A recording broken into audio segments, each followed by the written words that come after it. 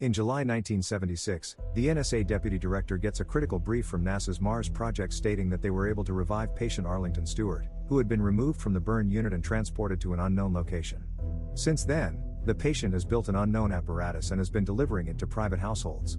5 months later, Arthur and Norma Lewis are awakened at around 6 a.m. in Virginia because of the doorbell. By the time Norma comes to the door, she notices a black sedan leave and discovers a simple box on their doorstep. They unlock it while eating breakfast with their son Walter and discover a wooden box with a button that can only be reached with a key. There's also an envelope with a message saying Mr. Stewart will call at 5 p.m. However, they are unaware of anyone with such a name. The family sets off for the day. Then Walter leaves for school, and Norma goes to her teaching job, where her pupil Charles questions her about her limp and wants her to show them her foot. Because she is being called out in front of the class, Norma removes her boot and sock and shows everyone how her foot is formed. Following that, she is summoned by the school principal, who informs her that the faculty discount for her son's tuition would no longer be provided since his nose begins to bleed. This news upsets her because her family already lives paycheck to paycheck. Meanwhile, Arthur returns to work at NASA after attending a news briefing on what the spacecraft Viking 1 discovered on Mars, for which he developed the camera. He heads to the laboratory to continue working on Norma's foot procedure. Norm Cahill, one of his superiors, walks in and hands him a letter with the results of his astronaut application. He was turned down because he did not pass the psychological assessment. Everyone thinks this is bizarre. When Norma arrives home, she is met by a guy who has had the side of his face burnt. Mr. Stewart has arrived to explain the function of the box. He holds the key that unlocks the lid that covers the button and tells Norma that if she touches it, two things will happen. Someone in the world they don't know will die, and she will get $1 million tax-free in cash. He hands her $100 cash as confirmation of his intentions before explaining the regulations. He is not permitted to provide any information regarding his employer's identities. Norma is not permitted to discuss the contents of this with anybody except Arthur, and she has 24 hours until 5 p.m. to make a decision. Stewart will return the next day to collect the box, which will be reprogrammed and given to a new family. Stewart, however, hops in his car and drives away before Norma can ask any more questions. Arthur returns home a few hours later. And, after the couple has shared their dreadful news, Norma tells him about Stewart and the box.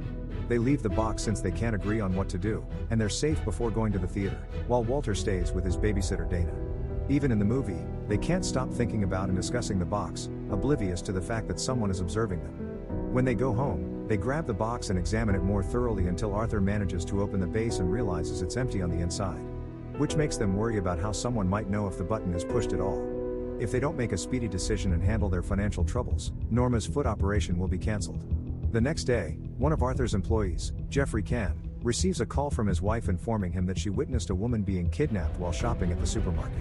Jeffrey instructs her to go home and lock all the doors, unknowing that he is being followed by the same person who has been watching Arthur and Norma. After work, Arthur returns the $100 note to Norma and assures her that the tests he performed prove the money's authenticity.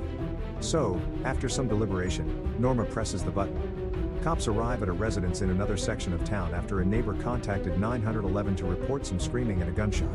They discover a dead lady and a young daughter trapped in the bathroom. Stewart then pays a visit to Lewis and hands them a suitcase with $1 million before departing with the box, which he'll deliver to a new individual they don't know. Stewart ignores Arthur and drives away when he follows him to the car and attempts to give him the luggage back. However, the pair notices his car plate and writes it down. Dick Burns, Norma's father, is working on the case of the deceased woman at the police station. They discover she is Jeffrey's wife, but Jeffrey is nowhere to be located, despite the fact that several witnesses saw him dash out of the home after the pistol was fired. Later that night, Arthur presents Norma with the processes he's created, which exactly fit her and help her to walk without discomfort or limping. They then travel to Norma's sister's wedding rehearsal dinner, where Charles is working as a server. Norma's parents are giving away donated items for the holidays, and Arthur is the first winner, selecting the simple brown box that looks like the one Stewart left them. After Charles gives him the peace sign, he brings it to the table and opens it with Norma, discovering a picture of Stewart from when he still had his entire face inside. After a drink with Charles, Arthur provides him with Stewart's car plate information so he may use his police resources to figure out who this man is. He can't help but notice how Charles is staring at him, so he questions another visitor about him being irritated when he learns this youngster embarrassed his wife in front of the class. Meanwhile, Norma receives a phone call from a waiter with a bleeding nose. Stewart is the one who informs her that there would be consequences for asking the police about his automobile. Norma rushes out of the room after hanging up the phone as she hears some noises outside. It's Arthur who is confronting Charles about what he said to his wife. She pulls him away and urges him to go home so as not to cause a disturbance. When they get in the car, however, they see the words "No Exit" painted on the window and Charles flashing the peace sign at them once more. Back inside, Dana is trying her best to keep Walter entertained while avoiding the shadows outside the window, and they both fall asleep by the time his parents return. Arthur offers to take her to her location, and she informs him she's sleeping at a motel before making cryptic remarks implying she understands what he's going through. When Arthur begs her for counsel, she tells him to stare into the light, then collapses with a bleeding nose, hoping to uncover some knowledge that would aid her. As Dana wakes up and begins panicking out, Arthur searches inside her bag and discovers an ID that reveals her name is actually Sarah Matthews, which he slips in his pocket as Dana tells him he needs to leave since it's not safe for him there. Every visitor in the motel comes out to gaze at her as she walks to her room, where she maintains a large board with a map and images of the Lewis family. After that, the guests head to the hotel pool to gaze at the water. Arthur returns to Norma and informs her that Dana lied about her identity and where she is from, and Norma adds that this is likely what Stuart meant when he stated he has staff who can tell him what they do. Arthur believes he's seen Stuart before when gazing at his image and runs to look at a poster commemorating the first Viking expedition to Mars. Stuart is present as one of the mission's employees. Stuart contacts Norma the next day to warn her of the potential implications.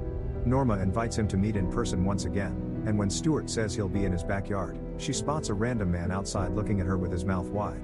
Stuart cuts her off. At his hidden office behind NASA's wind tunnels, one of the NSA employees goes to see the NASA bosses to demand even more things, this time asking for the hangar and the lunar lander for activities he isn't allowed to explain, but that will involve NASA employees. Cahill is dissatisfied, but he has little option but to accept it. Arthur goes to the police station to see if Dick has any information about the license plate, which turns out to belong to an NSA car. They press the button when Arthur sees the pictures of Jeffrey's wife and he or she died at the same time. He requests that Dick accompany him to the crime scene. At Jeffrey's house, Arthur finds a picture of Stuart and something called the Human Resource Exploitation Manual with some numbers under it, so he steals the picture for himself while Dick isn't looking. Meanwhile, Norma is shopping with his mother when a woman approaches her and tells her the NSA is letting him do it, that NASA can't stop it, and that the subjects are all under 40, happily married, with a child. The woman also gives her a note with a number that Norma should follow when going to the Richmond Library and tells her not to trust anyone, not even her husband, before passing out with a bleeding nose. Both Norma and Arthur go to the library to see where the numbers they got take them. Norma finds a recording of the NASA hangar and the damage caused by the lightning that struck months ago. There is also footage from a NASA news conference Stuart attended before the incident. After seeing the entire video, two women direct her to where Stuart is waiting for her for a talk. He informs her that he's been in contact with people in charge of lightning since he was struck by it. He also wants to know what Norma felt when she first saw his face since he believes it was pity. Norma's response, on the other hand, is love, because she understood how much anguish deformity could bring in someone's life, yet she could hide hers while he had to bear his on his exposed face. Norma would never feel sorry for herself again after seeing him. Stuart, taken aback by her remarks, begs her to hold his hand, and when she does, she falls asleep. Arthur discovers a book on lightning in a newspaper article about a NASA employee who was hit by lightning, and as he leaves the room with it, he is pursued by a group of library patrons. He tries to escape through the reading room, but everyone there stands up to stare at him, and his path is stopped by Stuart's wife, Climbing, who informs him that the library is exclusively for staff and that everyone is being evaluated. She then leads him to another chamber with 3 gates on the floor. Arthur must make a wise decision since only one road leads to redemption, while the other 2 lead to eternal damnation. Climbing raises her palm and begins to bleed as she opens the gates, which transform into 3 columns of water, and Arthur doesn't hesitate to pick number 2, recalling what Charles signed to him during the party. As soon as he touches the gateway, Arthur is engulfed by white light, and he and the water appear in his chamber, hovering above a sleeping Norma, who awakens just as her husband and the water fall upon the bed. Walter comes to check on them and, while cleaning, informs Norma that she came home last night looking like a zombie and didn't say anything, but went straight to bed. Meanwhile, Cahill meets with the NSA employee, who informs him that the steward was struck by lightning 5 months ago and that the reason NASA never heard of him again is that he's something else. Now, he died in the accident, but a nurse heard him giggle many hours after he was transported to the morgue and placed in a freezer, so he was transferred to a high-security military hospital. Since then, he has demonstrated some amazing talents, such as rapid healing and halting cellular degradation.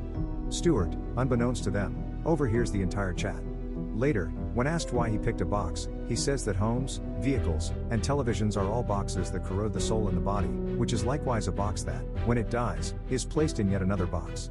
Stuart's exams are passable by not hitting the button, and these tests will enable his bosses to decide the fate of mankind. Nearby, all employees, including Dana, are led into a white light to prepare for another exam in Massachusetts. Later that evening, the Lewis family attends Norma's sister's wedding. Arthur describes the light to Norma while dancing as a loving embrace, neither here nor there, but somewhere in between, with no sadness in the human heart. Stuart's guys are following them as usual. When Arthur becomes ill and walks outside, it isn't an employee who gets in his way. It's Jeffrey, brandishing a pistol at him. Jeffrey tells him that it's too late for him, but Arthur can still rescue himself, and he gets Arthur into the vehicle with him. When Walter and Norma notice he's gone missing, they try to find him, but a bunch of guys arrive and kidnap them both. Jeffrey shows Arthur some secret paperwork in the truck that state that persons with frontal lobe hemorrhage cannot be treated as workers. This is Stuart's flaw. He hasn't figured out how to enter people's thoughts without their noticing. He controls all significant agencies, including the FBI, yet he may be murdered.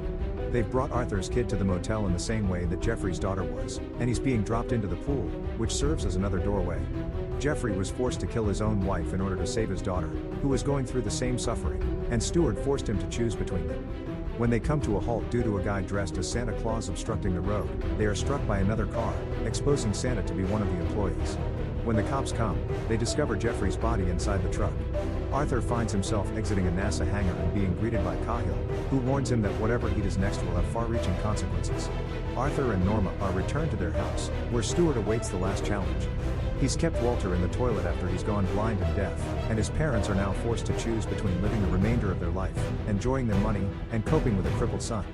Or Arthur can kill Norma, restoring Walter's senses and depositing the money in an account he can access when he reaches the age of 18. Arthur becomes enraged and snatches the revolver Stuart gave them for the exam and aims it at his head. However, Stuart demonstrates that it is futile. Killing him will just land Arthur in prison, with no one believing his account, and someone else will be sent to replace him. The pair hurries to the restroom once Stuart departs, but it's locked, and they don't dare to knock the door down because Walter is on the other side. Because she can't hear them or walk away, Norma decides she can't watch Walter like this and begs Arthur to shoot her. Arthur pulls the trigger after a passionate kiss, and Norma dies. Another couple in the area presses the boxes button at the same moment.